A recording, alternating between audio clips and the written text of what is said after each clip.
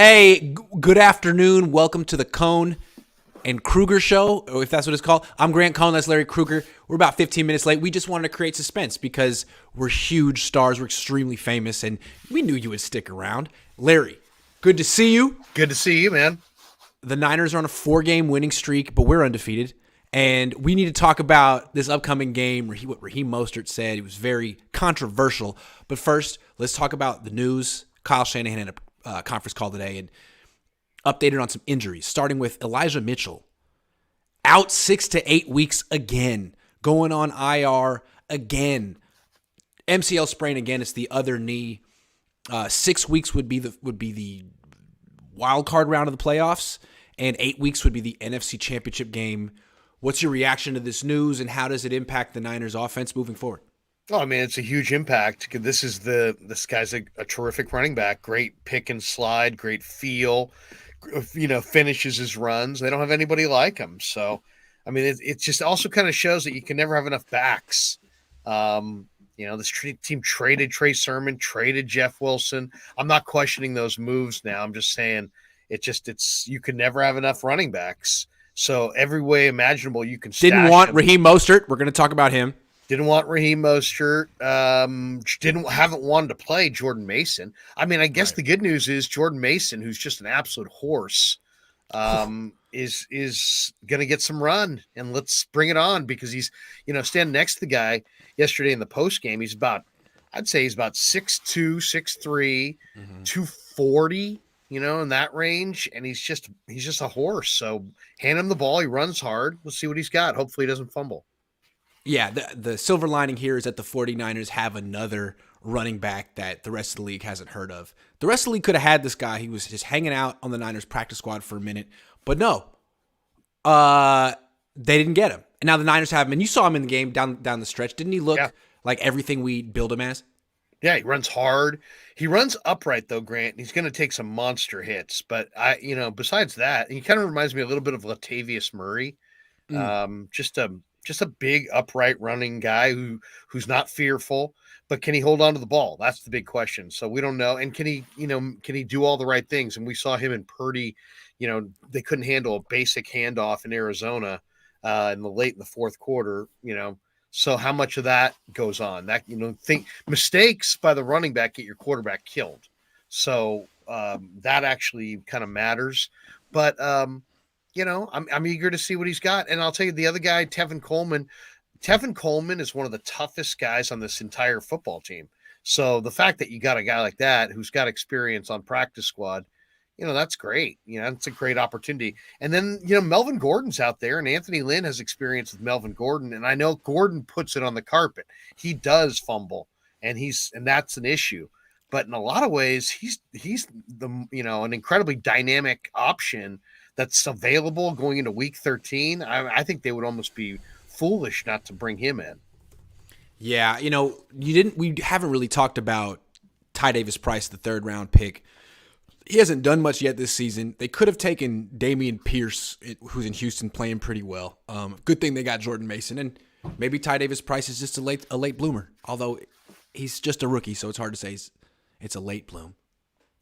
I mean, I like Ty Davis Price, even what I saw from him, in a 49er uniform. It's just, I hadn't factored him in that much, but what is his situation? Was he hurt, or is he just ineffective? Is he just what's his situation right now? Is he practice squad? No, he's been inactive. So he's on the 53, but inactive. So he's there, but he's going to be playing now. So I don't know. Maybe he doesn't offer much. I like his talent. Do you like his talent? He's 220, 225. He's fast. I like his athletic profile, but I haven't liked what I've seen from him on a football field yet. But he's a rookie. Yeah. I'll put it that way. The size and the speed is legit. Danny Young says Jordan Mason to the rescue. Yeah, you said it. Let's get through a couple more news items, and then we'll get to the Raheem Mostert stuff. Yeah. Christian McCaffrey is day-to-day with what the 49ers are calling knee irritation. Doesn't sound serious, but you know how teams kind of talk in code or just don't tell you the information in general. What's your level of concern hearing this? Well, a high from the stand. I mean, he walked right by me in the locker room last night at the end of the night, and he didn't have a brace, and he wasn't walking with a limp. but he was walking a little gingerly. Like he looked like he might have been in pain a little bit. Okay. But there was no, he had no. Sometimes guys are walking around with big, heavy casts and that kind of thing, isolating the leg. It wasn't like that. He wasn't like a pronounced limp. He walked out. He was looking at his phone. So from that standpoint, it didn't look like it was anything terrible. But I would like to use him less between the tackles and more in space.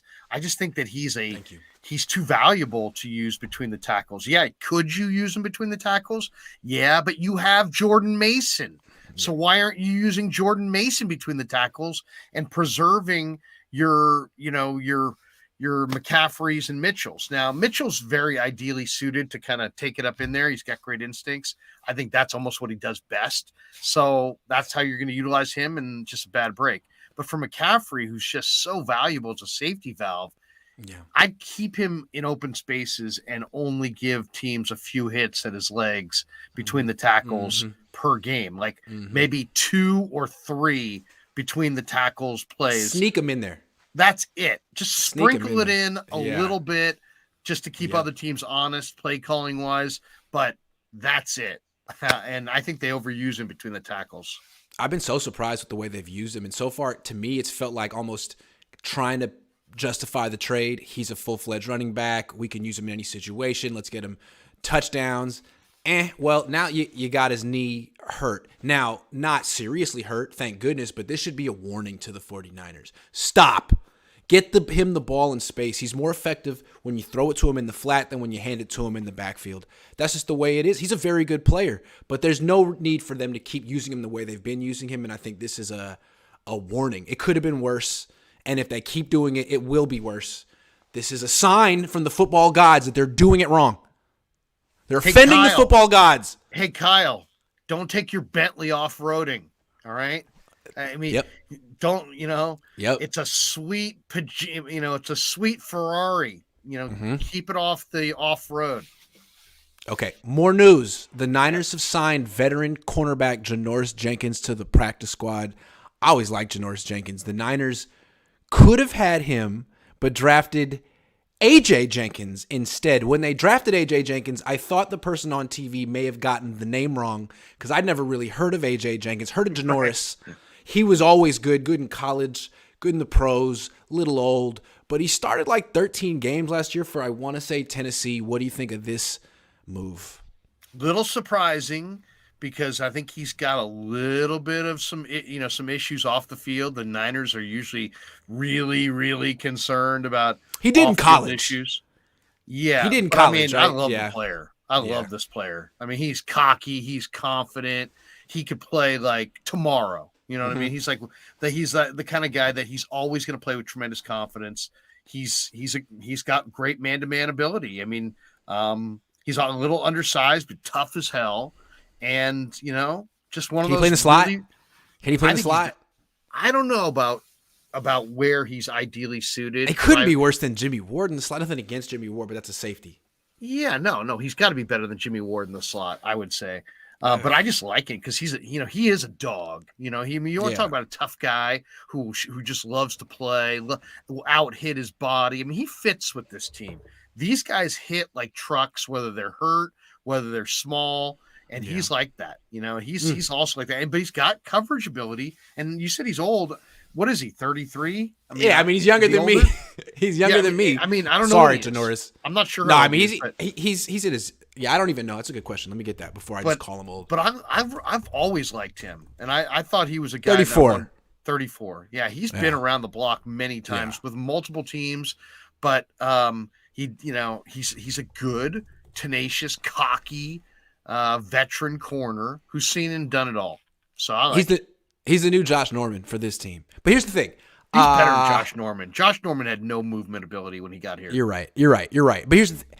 I think to me this shows how little confidence the Niners have in Ambry Thomas. If something were to happen to Diamador Lenore or Travarius Ward and Janoris Jenkins is like active that day because they called him up from the practice, I think they would play him before Ambry Thomas, which is like, damn, what happened, Ambry? You were making plays in playoff games, and now they're like anyone off the street. Anyway, that's enough about Ambry. I think Janoris Jenkins isn't that far away from playing for this team. No, I agree. I think they might be the guy that they call up weekly off the practice squad. No doubt. Yeah. And I would trust in him because he's a veteran who's been there and done it. And that's a great pickup. I love that pickup for going into week 13 in a league where if you don't have corners and you can't cover, you got real problems. The Niners are going good now, but I think for the 49ers, you got to think that the football people, whether it be the coaches or the scouts or the front office, they're thinking about that Kansas City route. At least they should be, right? And that should be the standard. You got routed by Kansas City. What did they do to you? Can you improve? Because ultimately, if you're going to win the Lombardi Trophy that you covet, you're going to have to go through them most likely. And so this week you got Miami, and Miami's got even more speed in their offense than Kansas City. And can you match up with that? Absolutely. And this, the only thing about this one though, there's a chance that any NFL regular season game becomes like a game that you overlook. But when you talk trash, that eliminates that factor. And so I just think that the Dolphins better be careful here because 49ers do have a ton of talent, but you can get them in any one week if they're not really going right. And now it's just kind of guaranteed that they're going to get the 49ers A game. I think that's going to be a hell of a football game. I would think that the Niners are going to bring their A game to this one regardless. I mean, it's going to be the first game in December. This is the first playoff game they've played, playoff team they've played since Kansas City. This is the game that the whole league is circling this week. Everyone's going to be watching this. I can't wait. Let's talk about what Raheem Mostert says. Young K. True says, should I throw away my Raheem Mostert jersey? Should he throw it in the trash? Well, hold on.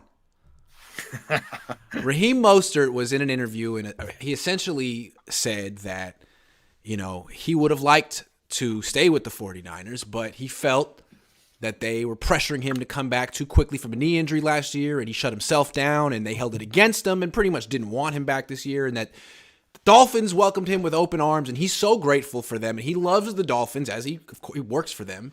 He also says, their quarterback is great, kind of insinuated that Tua is better than Jimmy, and insinuated that the Niners really pushed him to come back before he was ready.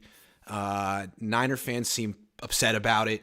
Deebo Samuel tweeted about. I think also Raheem Mostert insinuated that the Dolphins are just better than the Niners. I guess my question is Mostert wrong? Do you have a problem with Mostert saying this stuff on the record? No, I don't. Here's why. Because as soon as he went down with the injury, it was like the team and him had two different game plans. Mm-hmm. He's trying to maximize himself for free agency in a sport where, you don't have very small windows to secure the bag, as they say, and support your family. So I'm all about the players getting theirs. But then the Niners, on the other hand, are like, hey, we want you to come back. We're trying to win a Super Bowl. We're trying to make a run, and we're about winning a Super Bowl first and making some bodily sacrifices along the way. And if you can't make that sacrifice, then you're out, right? Right. Yeah. And so I'm sure they did try to push him to come back. And as far as earlier than he was ready, only he knows that. And that's like one of those things. That can be spun. You know what I mean? That could be. Yeah. That could be a big deal. That could be no deal. I don't think let's just say this, Grant. I don't think there's negligence on the part of the Niners. I don't think they were trying to put an injured player on the field. We don't see other examples of that. So I don't put a lot of credence into, people who want to go that far with it. At the same time, and I know, as soon as he got hurt last year, it was a conflict of interest. He had free agency coming, but they had a Super Bowl to win, so they wanted him to come back, but he probably wanted to sit out. Who's right, who's wrong? I don't know how that. I like the way I think you're having a very mature, grown-up take. It's like, why is either side wrong? From as soon as that happened, both sides acted in self-interest. The Niners needed a freaking running back, and they're paying him. They gave him a raise. At the same time, Mostert understands the business and knows that if he plays compromised, it could end his career. And it's not in his interest to do that because the Niners won't give him a new contract if they chew him up and spit him out. So both sides acted in self-interest, as you would expect, and Mostert just verbalized it. I see a lot of Niner fans acting like Mostert, they have a problem with what Mostert said, and they feel like he's dead to them. To me, I don't understand that moralization. He didn't do anything wrong. The Niners didn't do anything wrong. And also, Mostert is a legend for the 49ers. He should be a local legend around here. He is one of the main reasons this team was in the Super Bowl, more than the quarterback. So let him say what he wants to say. Essentially, he said he's happy to be on his new team, and he's a little bitter that the Niners didn't want him anymore. I mean, nothing wrong with that. No. Now, and also you got to understand what you're dealing with. You can't. I mean, what makes Mostert is that athletic confidence, and that's what makes him him. And that's also what makes him take this kind of stance of like, hey, man, screw them. I'm better off here, and so on. Onward and upward. But I personally, I do think he kind of verbally challenged them, and now. That guarantees I thought this week was a trap game for the Niners, to be honest. Short week, okay, right? Physical Saints team, right? Come Thanksgiving holiday. With Thursday was supposed to be the big practice day. It was Thanksgiving. Who knows what they got done? I thought this was going to be the trap game, but this Dolphins game could be a trap game too, because you got Brady looming and the whole showdown, all the talk, Tom coming home. You got the Seahawk game looming. So any of these midseason games could potentially be the trap game. This just guarantees that Miami will not be the trap game. I love it because this is the game that I think is the best game of the week, and you never really see in the NFL teams trash talk. It just doesn't happen. No, everybody loves each other too much. Yeah, everyone just always says nice things about each other, and it's freaking boring. And now we have Mostert, former teammates, taking shots at each other. The NFL will be so much better if, Goodell encouraged this. Every team has to say something a little bit edgy each week. I'll go further than that. The league would be better if they brought back taunting. Now, the word taunting sounds bad. Oh, taunting. Oh, Krueger's endorsing taunting. Typical Krueger. Yeah. No, but it's a show. It's supposed to be entertainment. It's a show. Right. I'm sitting in the upper freaking deck. I want to be able on my binoculars to see my wide receiver flex without them going, throw the flag. It's an emotional game played by emotional guys. Yeah. Show me that emotion in the upper deck. Stop squelching it in the name of corporate. We don't want any individuality. I want individuality. Can you please promote the sport the way the UFC promotes theirs? Why not? Seriously. Individuality and characters, stories, rivalries. Get with it. Absolutely. So don't throw away your Mostert jersey, man. Honestly, he should be Mostert. He's tough. He should be in the 49ers Hall of Fame. I mean, I know he didn't do enough, but that one game alone is, 220 yards and 4 touchdowns in the NFC Championship game? And just gets in the Niner uniform, he was like shot out of a cannon. Yes, he was. He was like so much fun to watch. I mean, it was unbelievable watching him, and just I can't believe the guy played in the Big Ten, and I never really heard of him at all in college. He was a track guy and like a wide receiver. Unreal. Dave Barclay, thank you very much, man. Dave, Mikey says running smaller backs up the middle too often. Yeah, the Kyle Shanahan story. Stop. That's what you have Jordan Mason for. Mason's season, he reminds me of Marion Barber. You said that. It's the 24. It's the dreads in number 24. He also, I'll give you another guy. He kind of reminds me of Grant. Watching him again yesterday, he reminds me a little bit of Eddie George. Upright, punishing. Yeah. Upright, but just like thick and like one of these guys that's you're gonna hit him in the chest, but he's kind of gonna still move forward. He's not a. I'd love to see Jordan Mason with like 3 yards of steam because he gets moving. Yeah, he's really good on like the power off tackle stuff. Grant was jocking TDP in training camp.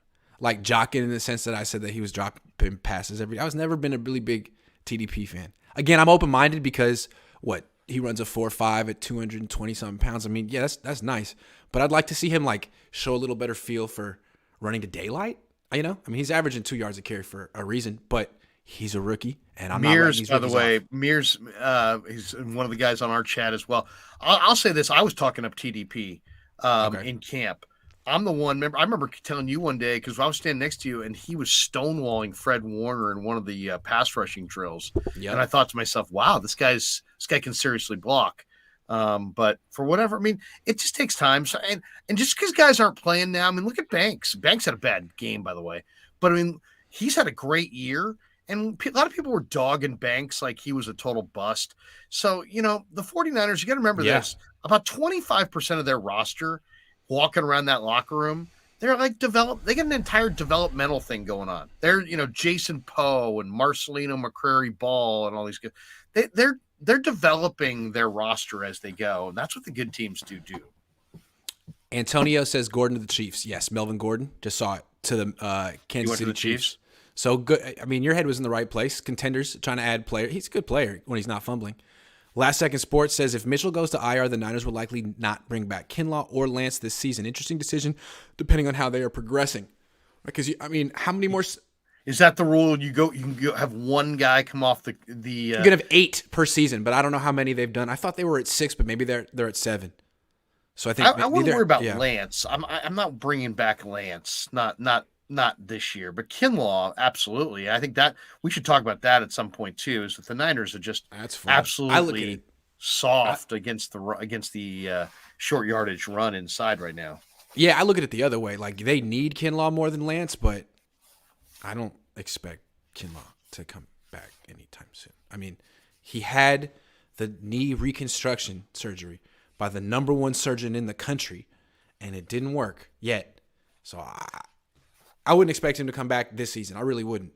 Lance, it seems from all reports that he's like ahead of schedule, and it might be nice to have him as a backup on this team down the stretch in case. Because, Jimmy Garoppolo got knocked around the other day, and he's got 6 more weeks to get through plus playoffs. I don't know.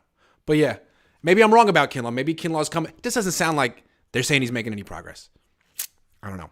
Lance is, for Lance's case, he is hanging around, going to meetings, doing everything, trying, doing all the mental reps, trying to act like he's playing each week. So we'll see. Posting videos himself running, throwing before the game. It seems like he's trying to put himself back out there in the public eye. Like, hey, don't forget me. Don't you forget about me. Sorry. David Velez says the Niners are 3 bazillion times more likely to need Lance than to need Kinlaw. Ergo, Kinlaw's season and possibly his Niners career is over. Again, I don't think this is an issue with need. They need Kinlaw. If he could come back, I don't. Sucks for Kinlaw. Really does suck. Dave Barclay says, still not a Kyle fan. I was all in on him till now. 13 points. 13 points. Well, it's not, to me, the 13 points is not that bad because of the I think this New Orleans defense is a little bit underrated, but that horrible short yardage play, where you get the quarterback in the shotgun, and then you're still going to go quarterback, power basically up the middle or whatever that was. That was bad. Disaster. I mean, that play, whatever, throw just that the red zone offense in general, man. It's all off season. All season has been. But I mean, you got the best sneaking quarterback. Get him under center and go quarterback sneak and push him from behind with some, some guard, some backup O linemen. But don't put him in the shotgun and then have some delayed, tricky up the middle play. I mean, that was bad. Beastmaster says Hemi G has to throw more downfield. They give him one downfield throw a game and he misses it. I don't know why. It's like asking Giannis to hit threes. It's like he could take the shot, but what's going to happen. I don't know. It's frustrating. Womack doesn't start at nickel and Jimmy Ward at safety. It is frustrating because Jimmy Ward is not a nickel. He's a safety playing nickel. It's rough. I'd rather go with Womack, personally. I was surprised by that as well. I'd go with Womack. I think that's your best coverage group. But, Gibson definitely gave them a presence as a hitter in the secondary. He made a number of nice plays. Jay Talk says we have a $71 million running back, assuming he's referring to Deebo Samuel. I mean, he had 0 rushing yards. It seems like what he's doing now is running shallow crosses and screens. How else do you get the ball to Deebo now? I mean, he had that one nice run against Arizona. Okay, sweeps. I like that was like an end around kind of a thing. Kind of an end around, yeah. I mean, reverse. I like that. Only thing is he doesn't read his blocks. He runs up the backs of his blocks. So sometimes you wonder it'd be better to try to get him just one-on-one in space and don't worry about putting blockers out there and trying to have him read his blocks. But Just anything to get Debo going to that third step, because one thing I've noticed, Grant, is that the extra weight that he's packing this year, and he's packing a few extra pounds, he's not full speed after 1 or 2 steps like it was last year. He's full speed, but not until like step 3, 4, 5. So you got to get him kind of rumbling. And this east-west stuff, he doesn't seem like he's got a good feel for when to take it up the field. So he winds up running those plays sometimes straight out of bounds. So that's the one thing I've seen this year is like you need to kind of almost orchestrate the first couple steps to get him rolling. Yeah, and as a wide receiver, like what is his route tree now? Again, the shallow cross, he caught a nice pass on that one. Screens, they'll throw tunnel screens to him. Slants, not getting open. Digs, I haven't ran one of those in a while. Go routes, forget it. Deep crossing routes, forget it. I mean, they're paying him a lot of money to be a running back / end around / come on, Debo. You're better than that. You used to do better than that. Who cares what others say? Use it. Fuel the fire. Nice. And he says, is Mostert aware the Dolphins brought Tua back too early and could have seriously cost him? Yes, that's a fair point. I think, again, what Mostert was saying is he wanted to be with the Niners, and the Niners didn't want him, and he felt a little upset about that. But maybe I'm wrong. Matthew Sanders said, God forbid he takes injury before the playoffs. Do you think he's going to praise and sing about how compassionate and patient the Dolphins are as business? All right, man. Yeah, well, sure. Lance Lopez says, yo, Grant, how big of a dono for an Arby's travel vlog? 2 for 6, homie. Sorry, I've been taking shots at Arby's. Really? You're not they got the meats, right? I said, like, people that are really big Jimmy Garoppolo fans to me are like people who are really big Arby's fans. Like, I understand going to Arby's every once in a while, but like someone who's like, nah, man, that's my go-to spot. I go there once a week, Friday nights, number one. Like, it's like, okay, there are other things out there, buddy. What else we got? Hold on. Will the team rally around Jimmy because of Mostert? What did Mostert say specifically that was so outrageous about Jimmy? That way. I gotta start going because I don't know. The Niners been rallying around Jimmy forever, right? I mean, I take shots at Jimmy daily. Is that not enough? Maybe Mostert says it. Maybe we need to go back to running to the outside. They've been trying. It's not working. It's not working. Why do you think they can't hit the edge anymore? Their under center run game is dead. It's a weird concept that they don't seem like they get to the edges with any of their backs. Mm-mm. So and with Mostert, he got there at will. Like anytime he wanted, he got to the edge. He had a special burst. Maybe it's possible that Kittle isn't quite the blocker that he used to be. I don't have the answer. I'll have to watch the tape. Mostert can eat. Wow. Man, this guy took you to the Super. I'm not even a fan of the team. Wow. Okay. How dare you cross the team? Jimmy G equals Chipotle burrito. Yeah, kind of. It serves its purpose, plays its position, but you can do better. Eric says, how good is the Dolphins defense and how many points do you think the Niners offense can put on the board? The Dolphins defense is definitely not great. I mean, they got Xavier Howard, hell of a player. Bradley Chubb, hell of a player. Christian Wilkins. They got some guys, but I mean, their numbers aren't great. You can do stuff, and the Niners have talent to take advantage. So, Do you have the creativity to do it? Well, this is going to be a classic complementary football game. I mean, not only are you trying to beat the Dolphins' defense, but you want to possess the ball to save your own defense against the league's fastest offense. So, I think it's a pound the ball and eat clock kind of a game. It's a Jordan Mason kind of a game. David Barclay says Niners are not living up to the talent. It's on Kyle. The team is amazing besides Jimmy Garoppolo, but he's doing okay. We should be 9-1 rolling next week. Yeah, it's like you look at Philly and they have problems. They're not a juggernaut, but they're 10-1. That's what the Niners should be. They've had an equally easy schedule, and I think if they find themselves in the NFC Championship in Philly and they lose and it's like a miserable snowy day, they're going to have to look back at some of these losses from September and be like, well, maybe we should start faster. We could have had them at home. The Denver game was ugly. The Bear game was just the weather came at the wrong time for the 49ers. That to me, that was the game that was kind of like just got away from them, the Bears game. Yeah. They were awful against Denver. Jimmy was just the worst we've seen. And they have excuses, but I mean, it's like you lost to Atlanta and Denver. You lost to freaking Denver. You lost to Denver. Unreal. They can't score any points. Should be rolling, yet I have no confidence. Yeah. They don't strike me as the defense has confidence. Carol T says, "Is it just me, or do you see the Niners receivers adjusting their routes to Jimmy? I just don't see them fighting for the ball." No, I noticed that too, Carol.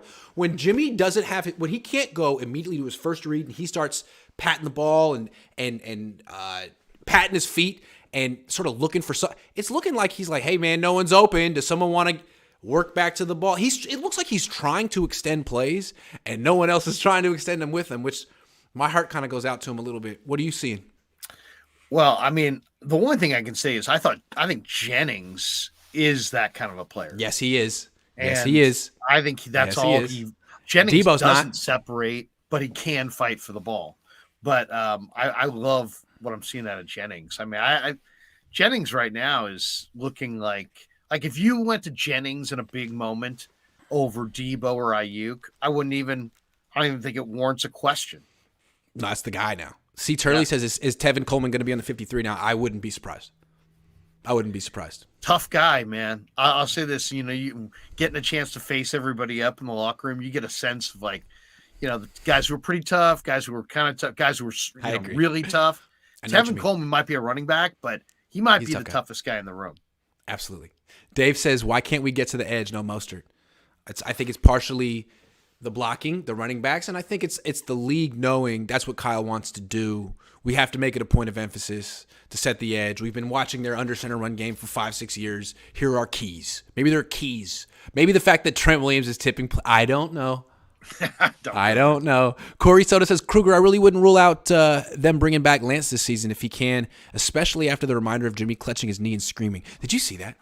Yeah. That was wild. I was hoping he looked a little scared at first. I've been watching so much World Cup. I thought it was nothing. I figured maybe somebody poked him in the eye or something. Everybody flops in the World Cup. But no, he looked like Paul Pierce when he was like, "Oh, my career is over." It's like, no, I'm fine. I'm back in the game. I'm good. Jimmy is pretty tough though, so it kind of made you wonder. He was also walking around fine though in the post game, but you wonder how these guys feel at like 3:00 in the morning. The problem with Kyle is trust issues, says Miguel. Well, he doesn't seem to trust many people, at least his quarterback. Well, if you're 43 and you have trust issues, maybe it's time to address them. Jimmy G's Arby's commercial coming soon. Maybe I should have went with Subway, because Subway is basically what I'm trying to say. Like a Subway sandwich, it could get the job done. It could get the job done. But people who are like Subway enthusiasts, it's like, yeah, come on. Really? That's the best you could get a better sandwich for about the same price anywhere in the world. Yeah. Dave Barclay says, question is, does our defense shut down Dolphins? I mean, it could. It looks like it's been a legit defense, but I can't get that Chiefs game out of my head. So, well, I mean, here's the thing about the 49er defense. You've got some guys playing at crazy high levels, right? Greenlaw, Warner playing at a really, really high level, I think. Yeah. And then you also have Bosa.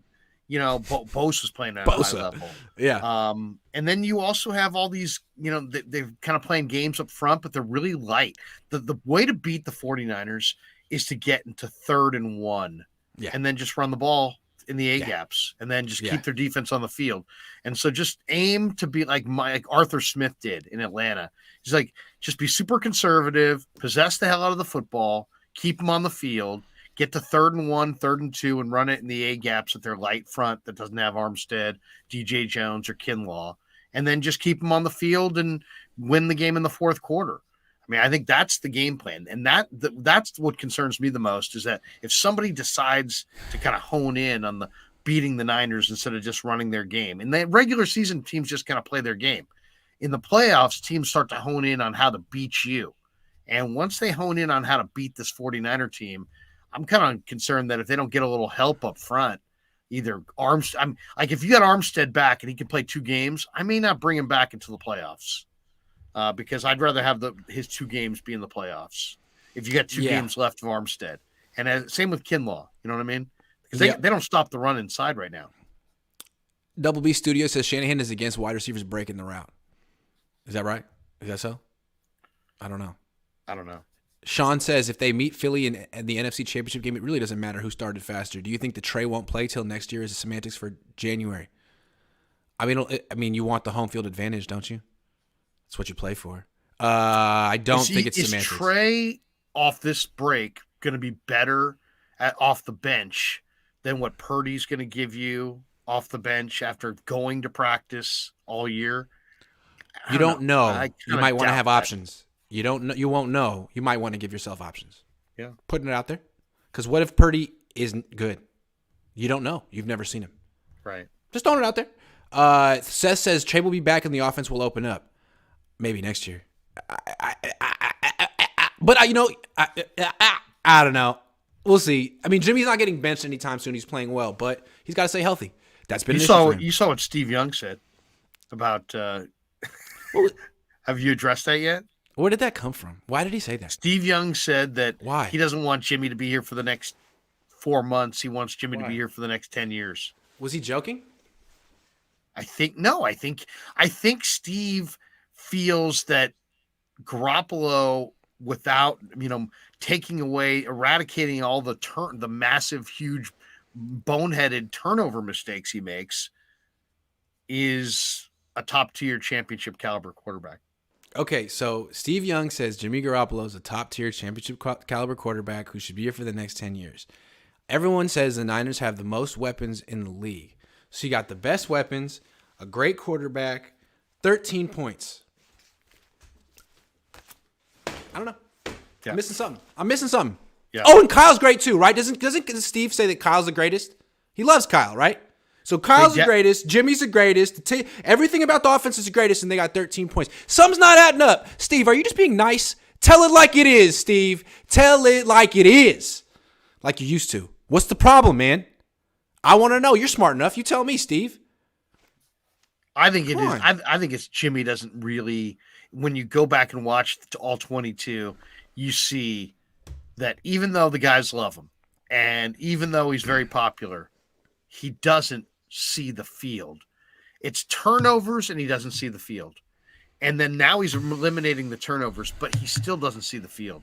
So there's all kinds of opportunities that are left out there wide open. But he has his own Subway sandwich. That's just good.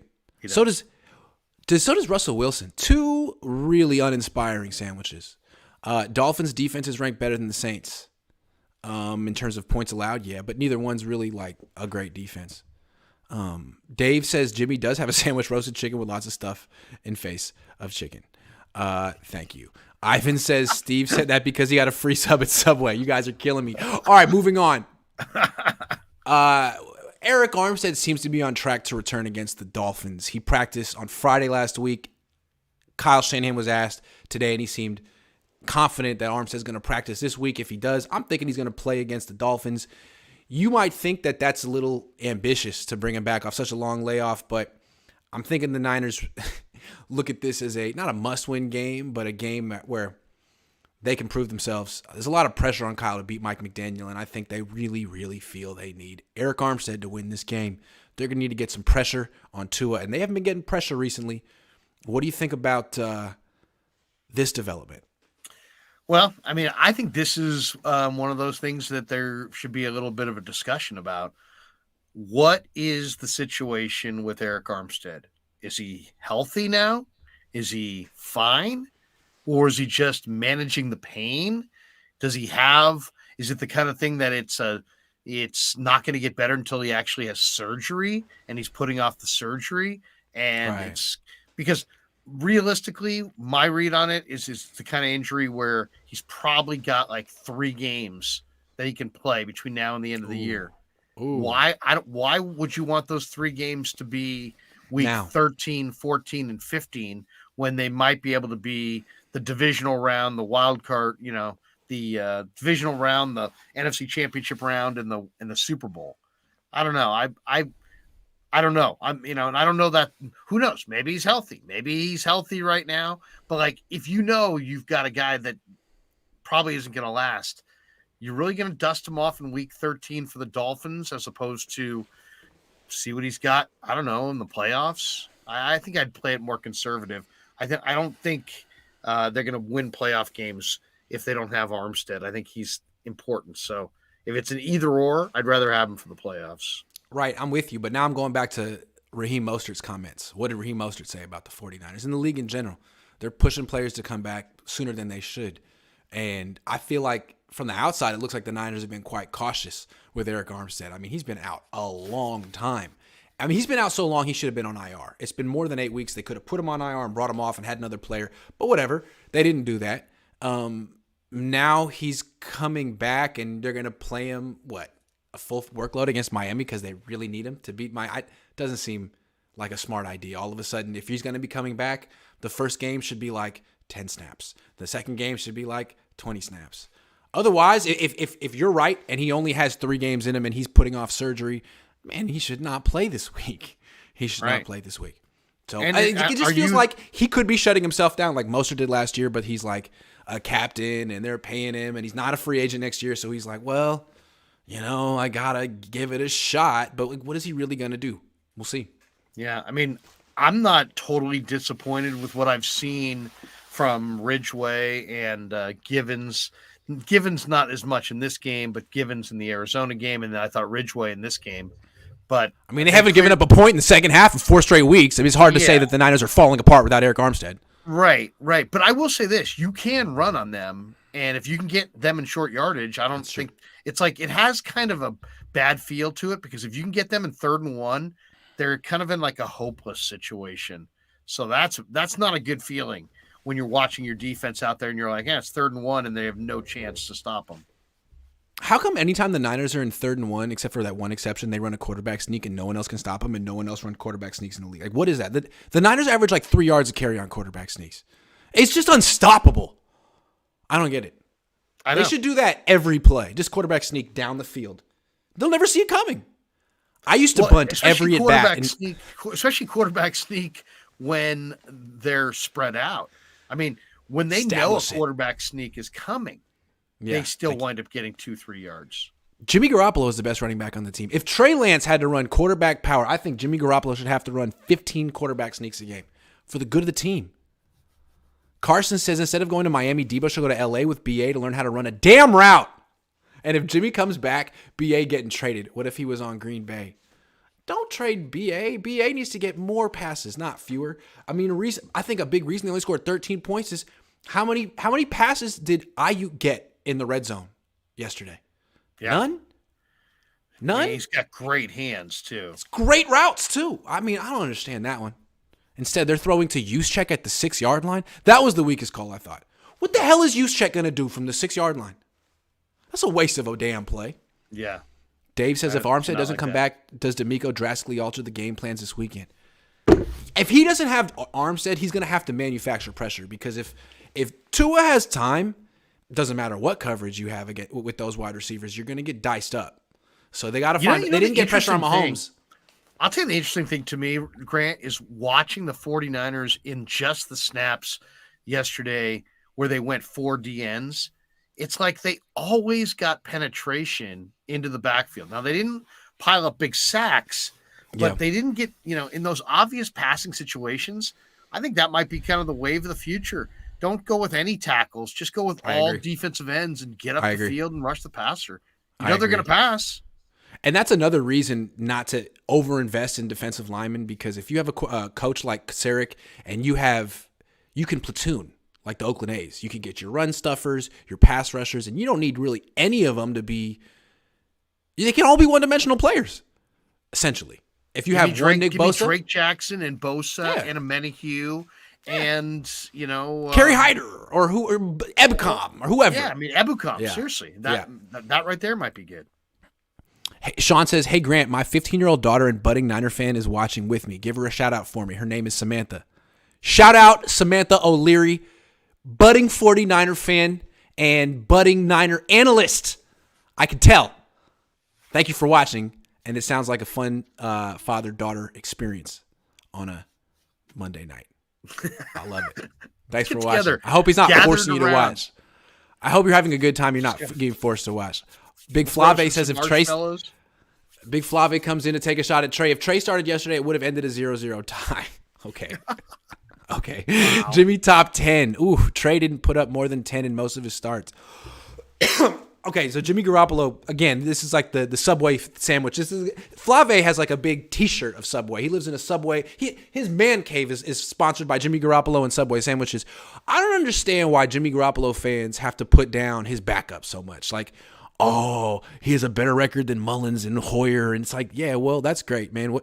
Also, calling him a top 10 quarterback. Would you say that he's cracked top 10 this year? I would say we went through this on the show the other night. Who would you rather have, Jimmy than? And I got him right around 12 right now. It's fair. It's fair. I think he's right at that Derek Carr spot. Yeah. Dave says, how are we best D yet worst on third and short? That's the question. That's the question. That is their biggest defense. Biggest question on defense. Well, because they're so damn good on first and second down. I mean, let's be honest about this defense. There's some guys who are really balling. You got Diamador Lenore. I think Lenore has had an incredible year for the most part, and then Greenlaw and Warner, Aziz. Their linebackers on the second level are just glued to whoever they're defending, and they hit aggressively. And then they're playing some games up front with a lot of talented guys. And Menahew's had a real good year. I think Jackson's had a pretty good rookie year. Abukam's much better player than I thought he was going to be in camp. So yeah. They got a big test this week. Miami's a legit offense. Tampa sucks. Their offense is why is their offense bad? I guess we'll figure it out next week. But this is the week for the Niners to prove themselves, because last time they had an opportunity, they fumbled it. Nathan, come on now, Flav. Shake my head. Can't stand Jimmy stands. I'll give Jimmy credit when he does good, but I will damn be critical of poor quarterback play. Okay. Greg says if we could have got Sue, this would have helped. Yeah, I think they should have got Sue. Instead, he went to Philly. All right, I got a question. This was from earlier, but what is limiting the 49ers offense? As we know, Steve Young says Jimmy Garoppolo, really good, should be here the next 10 years. Everyone feels that the Niners' array of weapons is among the best, if not the best, in the league. And a lot of people feel that Kyle Shanahan is among the best, if not the best, offensive play caller in the league. And yet, they're averaging 18 points per game when they're not playing an NFC West opponent. 18. Yesterday was 13. What's the deal? What is the number one limiting factor on this offense? It's a good question. They have weapons. Yep.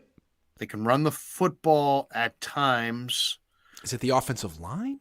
I mean, they've played well for the most part. Didn't play well yesterday. They've done inside for the most part. Yeah. Outside, I think Trent has been I think he's regressed from what people think of when they think of him and think of, oh, he's just super elite. I don't think he's been super elite. And McGlinchey, I think, has struggled at times. At times, I think the play calling's been odd. Yeah, especially in the red zone. Yeah, I didn't like the way they used Trey Lance between the tackles. Yep. I do like that Jimmy has shown growth to throw it away. Yep. But that doesn't necessarily, that prevents turnovers. It's interesting. Right. Turnovers, I think, prevent wins. If you don't turn it over, I think you win games, but you don't score as many points. Right. Like if you throw the ball away, yeah, you didn't turn it over, but you're also not, doesn't help you score points necessarily. So that's what Let me come back to something you said earlier. But they're not necessarily scoring an overwhelming number of points. You said earlier that Jimmy Garoppolo doesn't see the field well. I think let's go there, because I think this is sort of the heart of the issue. And the question is it Jimmy Garoppolo not seeing the field, or is it Kyle Shanahan telling Jimmy, throw here? And I don't think we'll ever know because we're not in the headset. But I think that's it.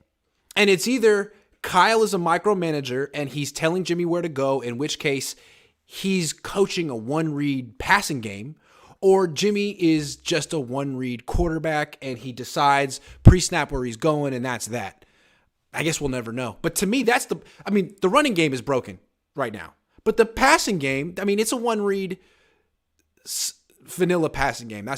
Until they fix that, they're always going to be worse than the sum of their parts. To me, the passing game would look a lot more dynamic if they threw more passes to their most dynamic receiver, which is Brandon Ayuk. True. They look relatively plodding up and down the field because they don't throw it to Ayuk very often. For considering where he is in his career, where he is as far as, he should be getting the ball a lot more. Then there hasn't been Danny Gray. They haven't used Gray at all. They pretty much Ray McLeod gets used sparingly. Mm-hmm. So that's their speed. So I don't, Debo, Kittle, Jennings, that's their chain movers. And seem like they go more to their chain moving guys.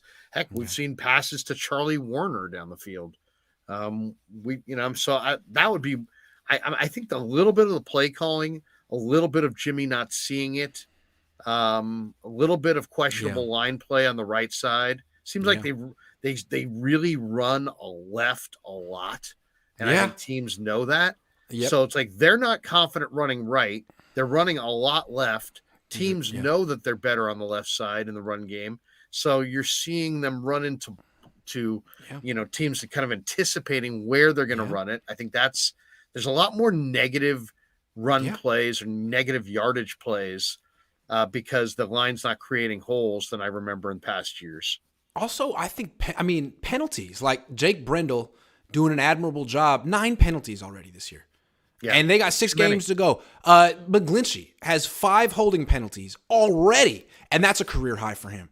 So the offensive line, you got to give the offensive line coach credit, but still, they get exposed at the worst times. Well, and you just said it. Think of the most talented guys offensively on the offensive line. They're on the left side. When you're more talented, you can block guys straight out. You don't have to tackle them. When you're getting beat, then you got to make a business decision, and that's when you start getting penalties. But it's way too many penalties on Brendel. I do think Brendel's done some good things. I like what I've seen out of Burford and Banks, but McGlinchey has struggled. I think he looks a little sore and trying to show everybody that he's going to play the full season for free agency. I think he'll probably leave in free agency. That'd be my guess. But I don't know that it's benefiting the 49ers because it seems like there's some games I'm thinking there's got to be somebody they could put in there at right tackle that would give them as much or more. When they talk about the Niners being in rhythm on offense in the passing game, to me, with this team, that's Jimmy Garoppolo getting the ball in shotgun, having his first read be open, rocking and firing. That's not the entire rhythm. Like back in the day with Bill Walsh and Joe Montana, there was a rhythm of going through your progressions. The first read wasn't always going to be open, but there was a progression of A, B, C, and Joe Montana could do it on time and rhythm. And it feels like any time that Jimmy Garoppolo's first read isn't open, it's like a panic almost. Like, okay, I'm chopping my feet, I'm looking around, I'm searching, and if I have time, I can look all over the field. It just doesn't feel like there's any rhythm or structure beyond the first read. And what you see a lot of, especially yesterday, was Jimmy patting his feet, looking around, and then checking it down at the last second to McCaffrey as he got hit. That must have happened 4 or 5 times yesterday. Yeah, and I feel bad for Jimmy when he has to do that. Like, hey, where is the offense here? Where are the secondary wide receivers getting open? It almost feels like the wide receivers are in the huddle and they're like, oh, okay, that one's for Debo. All right, well, I'm not getting the ball this time. It's like, well, you can't have a great offense if 4 of the 5 eligible receivers know they're not getting the ball and are running routes accordingly. You can't have a good offense that way. I don't think that's the case. I don't Better think not that, be. But I will say this: I like. The 2 things that I like from Jimmy are he's throwing more balls away and there's less negative plays, but I also love the fact that he now has McCaffrey to dump it off to. Yep. Because it's like I've seen him now drop it to McCaffrey when he's got absolutely nothing, and instead of going to 2nd and 10, might be 1st and 10 because they get 12 yards, or it might be 2nd and 2 because they got 8 yards. So, I just think that McCaffrey is the perfect weapon to add to Garoppolo. Now, though, it sounds like they've ridden McCaffrey so hard that they're probably going to need to give him a little bit of a rest. And who replicates what he does? I never understood why the Niners were giving the ball to McCaffrey as a running back on first down. Why? Like, just throw it to him in the flat on second down, because he'll if you're in 2nd and 5 and you throw a swing pass to McCaffrey, first down. But if you hand it to him on 1st and 10. I mean, there's other running backs I'd rather give that handoff to. Just saying. And you're going to get McCaffrey hurt. Yeah, and if they really want to have these conservative runs, and it's not just that they're running McCaffrey, it's the kinds of runs they're running him on. They're running him on runs that are designed to get 4 yards. Right. It's like stop running this speed merchant, big play threat on these runs that are designed for 4 yards. You have a 235-pound, ready, willing, and able rookie running back, Jordan Mason. Let him run those those carries. Let him run and bang heads inside. And then if you get to 2nd and long, then throw it to Christian 15 yards down the field. And stop using McCaffrey as a goal line back just to pad his numbers and justify the trade, because we all know what you're doing and why you're doing it. Use your goal line back as Jordan Mason. You can justify the Christian McCaffrey trade by throwing him the ball, which is the proper way to use it. Dave says Jimmy threw his normal pick again, Flave. Yeah, but it didn't count. Caesar says, is Huff a Pro Bowler? I think he's got a case. They got another 6 games to go, but he's on the best defense in the league, and he forced another fumble. That forced fumble, look, he makes mistakes. He's a bit of a boomer bust player, but about every game he's making a big play. I'll take it. You know what he reminds me of? I mean, it's a crazy comparison, but he reminds me of a smaller version of Junior Seau, in that Junior would take chances, gamble, read things in advance, fire gaps. But then young Junior would run by guys and they'd run through arm tackles because he's playing so fast that he's like sees it and he's like by the play. Talanoa does the same thing. Talanoa does the same thing though, doesn't he? He diagnoses everything correctly and fast, but then he runs past. I mean, he ran past the quarterback on an early blitz in the first quarter. I mean, it's like, dude, detonate on him. Stripe on a stripe. If I remember Junior Seau correctly, like that team that he was on against the Niners in the Super Bowl, who else was great on that Chargers team besides him? And he was like a rookie, wasn't Natron means business. Who wasn't quite on Junior Seau's level. No, Junior. Flave says Nathan Flores, Jets backup quarterback, tore up Bears D in the rain yesterday. Trey was horrendous and choked in the 4th quarter on that same D. Man, it really means a lot for Subway sandwich enthusiast Jimmy Garoppolo fans to just shit on Trey Lance. Like, I mean, why don't you let him get a few starts and let him prove himself, or one way or another, instead of just saying he's no good? I don't know. It seems like he's going to be the guy you're rooting for next year. Yeah, what other quarterback from that class has demonstrated any real consistency? Or, you see what you got. Yeah. Mac Jones looks great. Mac Jones looks terrible. Zach Wilson looked great. Zach Wilson looks terrible. Justin Fields looks great. Justin Fields looks terrible. That's the way it goes with the young quarterbacks most of the time. That's the way it goes with Jimmy, too. Dave says Flave is delusional. Flave's a fan. Long Dong 49er Strong says Janoris Jenkins should be good. A good veteran presence in the locker room. He could help guys like Womack Thomas out. Thank you very much, Long Dong 49er Strong. That was great. Sorry. Janoris, damn autocorrect. Well, you got us. That was hilarious. Isaac, not the only reason, but I think the inexperience of the interior O-line is impacting the run game more than we think. Never see them push. And it sucks when we can only run one direction. That really hurts things. Yeah, they're struggling. I mean, it's also they're running more inside, but I don't know. I mean, are the backs taking the right hole every time? I don't know. It's hard to know. It's hard to know what it's blocked for. Flave, delusional is ignoring stats and facts and thinking someone is good despite no evidence just because he was drafted number 3. Grant called it first. Trey is Tebow with a faster 40 time. Boy, Jimmy Garoppolo fans are terrified of Trey Lance getting the opportunity to play and improve. Because he just might. I mean, look at Justin Fields. Look at Jalen Hurts, for example. Jalen Hurts in year 3 looking like a Pro Bowl franchise quarterback. He didn't look like that last year. Well, I mean, Took him a while. forget Jalen Hurts. What about Geno Smith? Yeah, there you go. There you go. Geno Jimmy Smith's Garoppolo pretty fans, good. you're just mad that your favorite quarterback has been playing the same exact way since 2017. I like Jimmy Garoppolo, but people like Flave make me say things like this that I don't even mean to say. Sorry, Jimmy. David says, Jimmy's field of reach with his arm is the size of a tennis court. How can you run outside or run between the tackles when there's 9 guys in the box and safeties are 12 yards off the line? That's why these throws to the sideline that he's been hitting have been important. I mean, he's not going to ever hit the downfield throws, but at least if he could throw the sideline throws, that would help. It would help. Small windows in the NFL. And he doesn't have a big arm to really fit it in there. Neither does Tua.